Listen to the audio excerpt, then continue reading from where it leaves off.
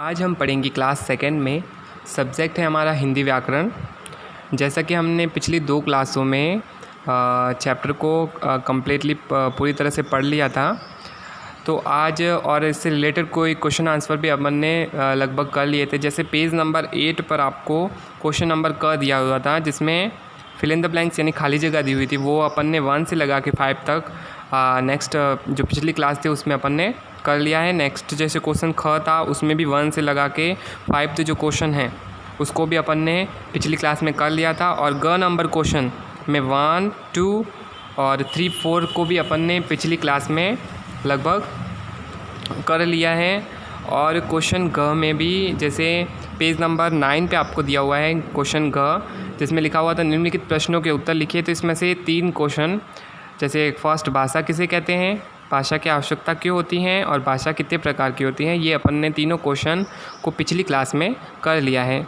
तो आज जो अपन इस क्लास में करेंगे वो अपन जो बाकी अपने जो क्वेश्चन रहे हैं उसको अपन करेंगे। तो जैसे ग नंबर में क्वेश्चन 4 रहा है, जिसमें क्वेश्चन कह रहा है लिपि किसे कहते हैं। तो लिपि जैसे अपन ने जो अपना चैप्टर था भाषा और व्याकरण फर्स्ट नंबर पार्ट नंबर संख्या फर्स्ट, इसमें अपन ने पढ़ा है भाषा की सबसे पहले परिभाषा। भाषा के प्रकार कितने हैं, जैसे भाषा के 2 प्रकार पढ़े हैं, लिखित और मौखिक भाषा। उसके साथ अपन ने पढ़ा है लिपि को पढ़ा है, और पढ़ा है अपन ने व्याकरण कि व्याकरण किसे कहते हैं और व्याकरण के कितने पार्ट्स होते हैं। जैसे व्याकरण के 3 पार्ट होते हैं, शब्द वर्ण विचार, शब्द विचार और वाक्य विचार। ये अपन ने इस चैप्टर में पढ़ लिया है। तो क्वेश्चन नंबर 4 जो कह रहा है लिपि किसे कहते हैं, तो हम जब अपने मुंह से कुछ बोलते तो कुछ ध्वनियाँ निकलती है, तो ध्वनियों को लिखने के लिए कुछ चिन्हों का प्रयोग किया जाता है और चिन्हों का प्रयोग करते हैं। और चिन्हों को जिस रीति से लिखा जाता है उसे अपन कहते हैं लिपि। तो इसकी जो परिभाषा है मैं आपको शॉर्ट करवा के लिखा रहा हूँ, तो आप मेरे साथ साथ अपनी बुक्स में लिखना है।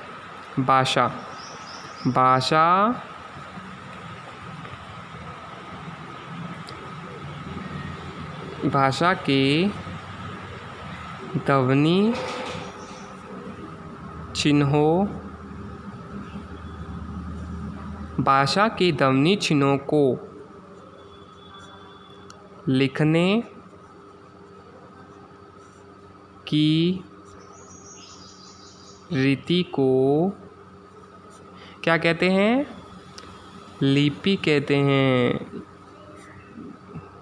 लिपि कहते हैं मतलब जो अपन मुख से जो भाषा जो ध्वनि निकालते हैं उनके लिए चिन्हों का प्रयोग किया जाता है। जैसे अब मैंने बोला मुझे आम चाहिए, तो मैंने बोला तो मेरे मुंह से कुछ ध्वनियाँ निकली, तो उसमें जैसे मुझे लिखने के लिए म और ज, और उसमें भी जैसे मात्रा का यूज़ किया तो मुझे बना। तो इसको लिखने के लिए जो जिस रीति का अपन इस्तेमाल करें, मुझे आम चाहिए या मुझे चॉकलेट चाहिए, तो वो हो गया लिखने की रीति हो गई, जो मेथड हो गई वो हो गई अपनी लिपि। तो ये क्वेश्चन आपको अपने नोटबुक में करना है। क्वेश्चन नंबर 5 जिसमें कह रहा है कि व्याकरण किसे कहते हैं। व्याकरण मीन्स अपन कह सकते हैं जिससे कि किसी अशुद्ध वाक्य को अपन शुद्ध कर सकते हैं, या फिर अपन शुद्ध बोल सकते हैं, जिसका ज्ञान करके शुद्ध बोल सकते हैं, पढ़ सकते हैं शुद्ध, और शुद्ध लिख सकते हैं, तो वो व्याकरण होता है। तो इसकी जो डेफिनेशन भी मैं शॉर्ट करवा के लिखा है, तो वह शास्त्र जिसकी सहायता से व्यक्ति यानी कोई भी पर्सन शुद्ध लिखना, पढ़ना तथा बोलना सीखता है, उसे क्या कहते हैं, व्याकरण। तो ये हो गया आपका क्वेश्चन 4 नंबर, और 5 नंबर भी आज कंप्लीट। अब क्वेश्चन नंबर जिसको 4 और 5 को भी आपको अपनी नोटबुक में करना है। क्वेश्चन नंबर 9, निम्नलिखित वाक्य व्याकरण की दृष्टि से अशुद्ध हैं, इन्हें शुद्ध करके लिखिए, क्वेश्चन कह रहा है। तो आपका जो क्वेश्चन नंबर फर्स्ट बन रहा है वो कह रहा है सत्य सदा हमें बोलना चाहिए। तो जब इसको पढ़ते हैं तो अपन जैसे सत्य, पहले सत्य आ रहा है, सदा हमें बोलना चाहिए। तो हमें क्या बोलना चाहिए? तो हमें सदा सत्य बोलना चाहिए। तो ये सेंटेंस बन रहा है, लेकिन ये जो सेंटेंस बोला है सत्य सदा हमें बोलना चाहिए, तो ये रॉन्ग है, मतलब अशुद्ध है। तो इसको अपन शुद्ध करते हैं। तो सबसे पहले लेंगे अपन आगे हमें लिया, फिर सदा यानी हमेशा, सत्य यानी सच। हमें सदा सत्य क्या करना चाहिए? बोलना चाहिए, बोलना चाहिए। इसका आंसर हो गया। अब क्वेश्चन रहा सेकंड, थर्ड और फोर, वो आपको खुद शुद्ध करके लिखना है। जैसे इसमें लिखा है लड़का जा रही है, तो लड़का जा रही नहीं, लड़का जा रहा है, ये बनेगा सेंटेंस। हम खाना खाए, तो ये नहीं हमने खाना खाया। जैसे हरी ने दूध खाया, दूध खाया थोड़ी जाता है, दूध तो पिया जाता है। तो हरी ने दूध पिया। सूरज है निकलता पूरब में।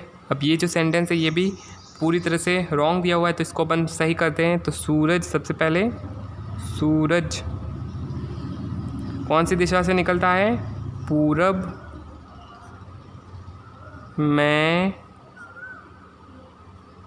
निकलता है। सूरज कौन सी दिशा से निकलता है? पूरब। और अस्त कहाँ होता है? पश्चिम में। ओके, तो आज का जो आपका होमवर्क है वो आप अपने नोटबुक में नोट कर दो। आज का जो होमवर्क है वो बहुत ही कम है।